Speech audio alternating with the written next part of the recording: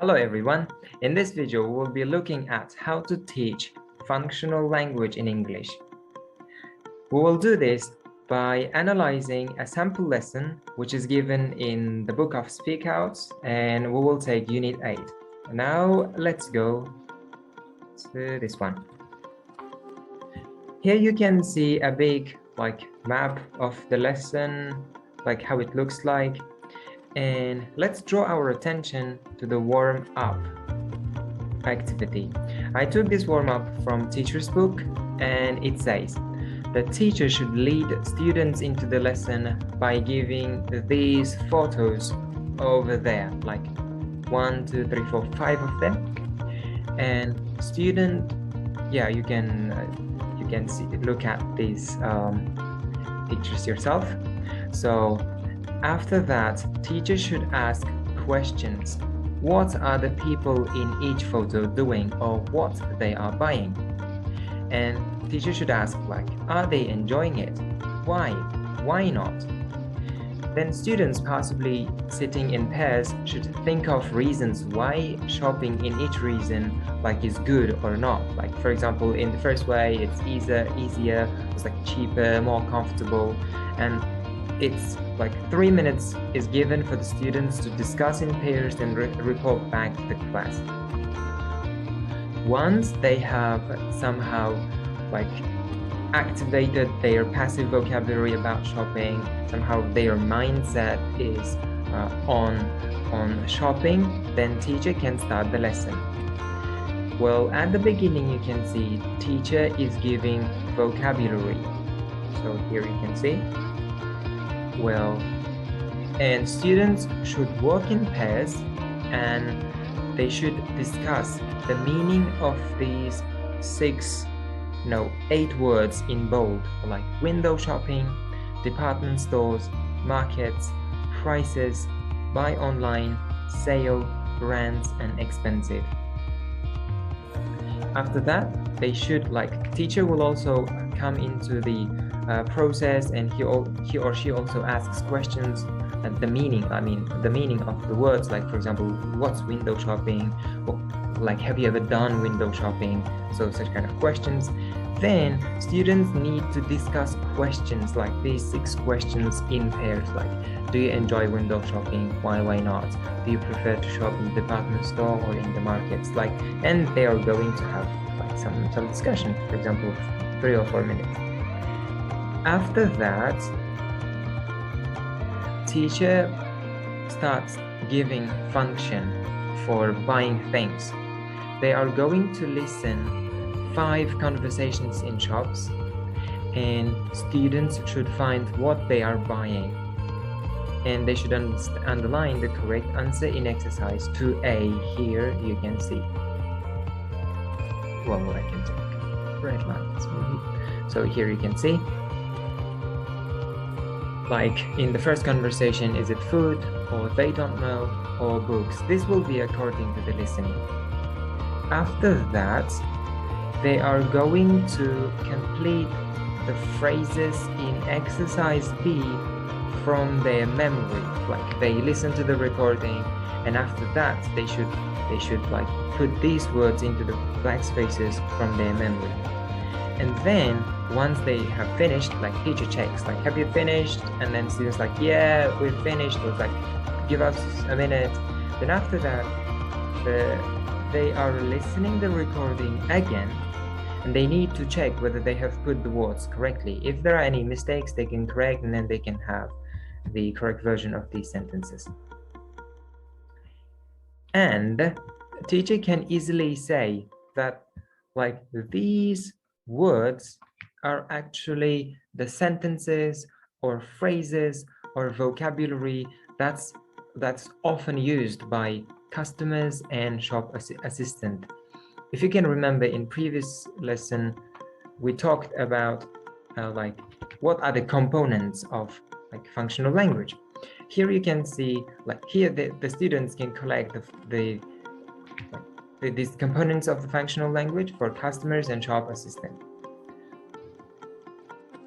Once this activity is also done, they need to have Oh, yeah, here. They need to learn here it is. They need to learn correct pronunciation of do you and can I. And then it's even shown here that when you are saying do you, it's not like do you, but like do you. Like do you spell pens? Not can I, but can I. So students are going to listen over and over again and again this like two sounds, Jiu and can I, until they can correct their own pronunciation. Like teacher can also do some drills with the students, like the whole lesson can repeat after the lesson. Once students have copied the correct pronunciation of Jiu and can I, then they go to exercise 4. They need to go to the page 143. This is in the book, and they need to open up the audio script of 8.4. So by this they meant this activity, like 5 people bought something in shops. So, and then they also should kind of practice this conversation in pairs, like one student is coming as a customer to the shop, and second student is coming is selling as a sales assistant, and then they are practicing the actually ready conversation, because I guess this is going to be controlled practice for the students. Then they do some exercise on this one. This is page 142, language bank, and I cut it here. So here the authors of the book created one more conversation, and then they gave one more controlled practice for the students. In this exercise, students should put these words into blank spaces, and after that students are going to practice this dialogue in pairs, or maybe with another pair. So they will practice with the different people until they can get the grasp of the meaning. They can correct their mistakes, they can correct their pronunciation mistakes, and then until they can memorize the words or set of expressions. Once it finishes, so they will go kind of a freer exercise. So here, exercise 5, it says work in pairs, use the prompts to practice conversation. So again, teacher divides the students into student A and student B, gives this prompt, and they need to make sentences, like correct sentences, and then they need to make conversation, and then they again practicing this conversation. Well, after that, again they are going to page 163 and 166, like student A and student B, and then they are role-playing the situations. On these pages, the book gives free practice for the students, like after having practiced with control, and then they are giving free practices. And after that, the book gives something extra. For example, it says, look at the phrases in bold, which are used for countable nouns and which for uncountable nouns, like, do you sell those things that? I was wondering if you've got any of that stuff you use for cleaning. It's a type of, it's a kind of. These expressions are also used in like shopping in this context. So that's why the book is giving extra phrases. After that, now here there is like produce part. Exercise 8, it says like, think of an example of a type of clothing, type of food, or something you use in the house. Like you need to think, like students should think actually, a type of clothing or like the food or something they use in the house. And then after that, once they have got an idea, they should work in pairs and take turns. Like student A should describe their thing, student B guess what they are. It's gonna in this way. For example, it's a type of, it's a stuff that you use for, and then the next student should find it. Well, this was the end of how to teach functional language.